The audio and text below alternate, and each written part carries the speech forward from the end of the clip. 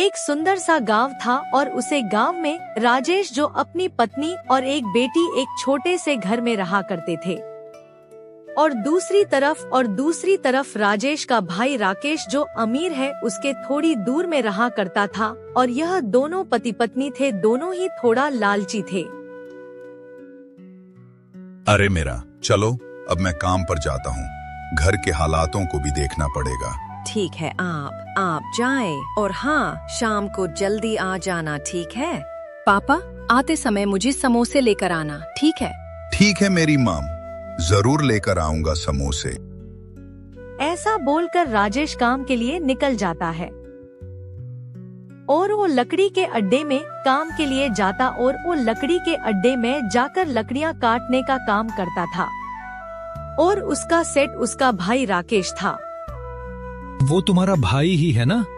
मैंने तो सोचा था तुमने उससे सारे रिश्ते तोड़ लिए थे, और अब देख रहा हूँ कि तुमने उसे अपने ही काम पर रख लिया है। मतलब अब तुम उसे खुद के पास रखकर पालने लगे हो क्या? सच बताओ, ये सब क्या चल रहा है? इतनी जल्दी भाईचारा कैसे जाग गया? कल तक तो तुम कहते थे कि वो तुम्हारी जिंदगी में जहर घोलता है, अब अचानक तुम उसके लिए इतने नर्म कैसे हो गए? हाँ, आया है वो, लेकिन बुलाया नहीं गया, खुद चलकर मेरे पास आया। शायद अपने हालात से हार गया होगा। मेरी बीवी तो उसे देखना भी पसंद नहीं करती, लेकिन मैं जानता हूँ कि ये वक्त मेरे लिए फायदेमंद हो सकता है।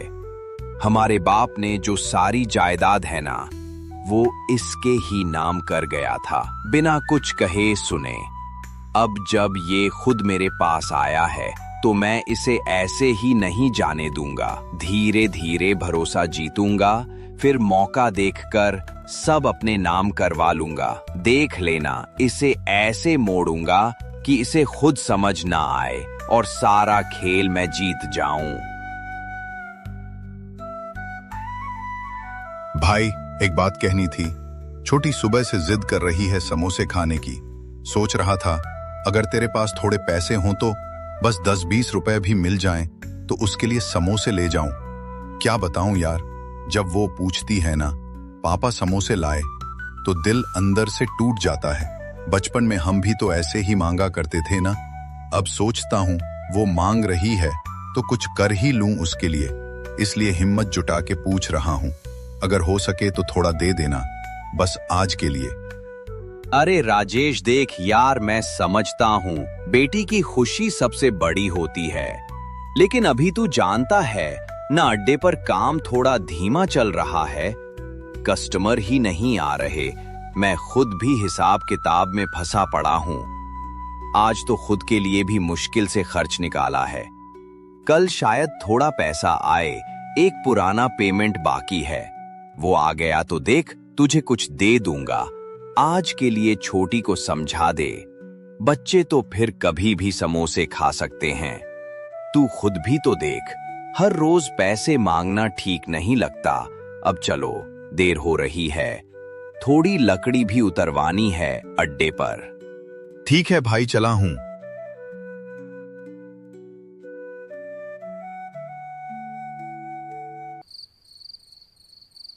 राजेश उदासी से घर पहुंचता है। पापा, आपने कहा था समोसे लेकर आता हूँ करके।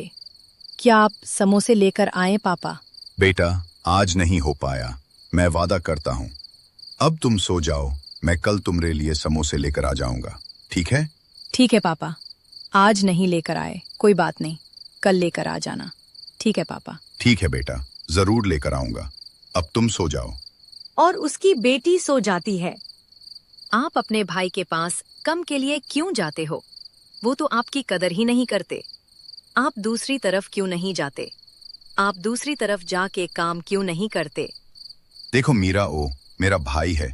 मेरे पापा ने कहा था कि तुम दोनों हमेशा साथ रहना करके, बस मैं इसीलिए वो पर काम के लिए जाता हूँ, ताकि ओ मुझे भूल न जाए। देखो, उनके पास इतना होने के बाद भी उनकी नजर हमारे जायदाद पर है, इसीलिए उन्होंने तुम्हें काम पर रखा है। मैं पहले ही बता रही हूँ। हाँ, तुम बिल्कुल सही बोल रही हो, लेकिन कुछ नहीं होगा, डरो मत, सब सही होगा, भगवान के ऊपर भरोसा रखो।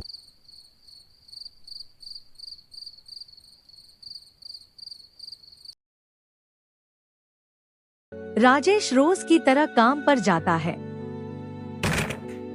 और वो लकड़ियां कतरता है। कतरने के बाद अपने भाई राकेश के पास चला जाता है। भाई, आज बस थोड़ा रहम कर दो।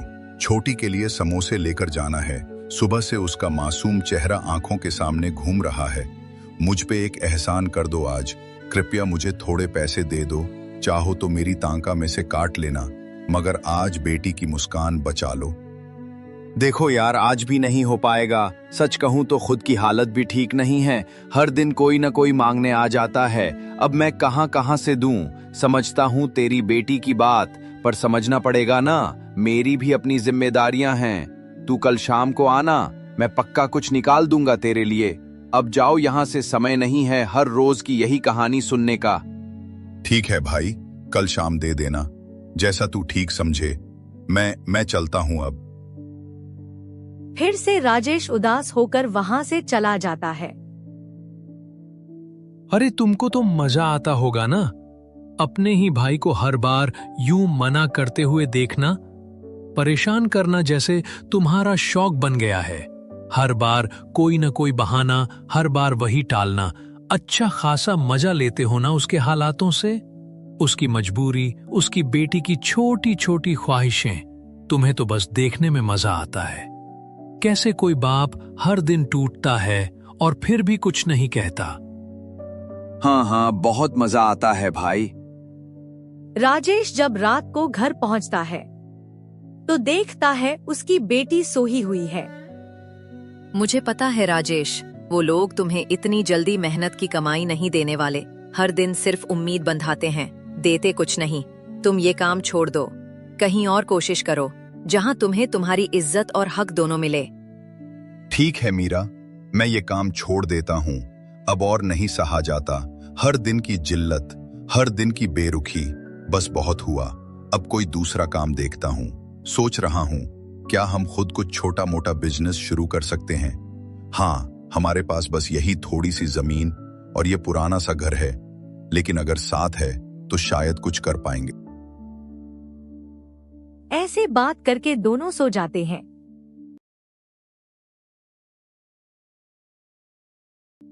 अगली सुबह राकेश की पत्नी रोते हुए आती है। अरे, तुम्हारे भाई की तबीयत अचानक से खराब हो गई। मैं अकेली क्या कर सकती हूँ, इसलिए मैं यहाँ पर आ गई। ओह, अचानक बीमार होके गिर गए। ओ अच्छा, मैं आता हूँ, डरिए मत, कुछ नहीं होगा। मीरा, तुम बच्ची को लेकर यही रुको, मैं जाकर आता हूँ। और राकेश घर जाके देखता है और तुरंत एम्बुलेंस को कॉल करता है।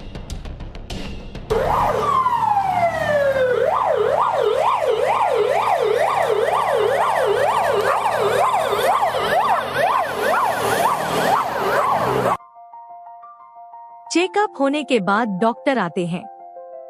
डॉक्टर, अब कैसा है मेरा भाई? अब वो ठीक है, डरने की कोई बात नहीं। थोड़ी देर बाद राजेश को होश आ जाता है। किसने लेकर आया मेरे का हॉस्पिटल? आपके भाई ने।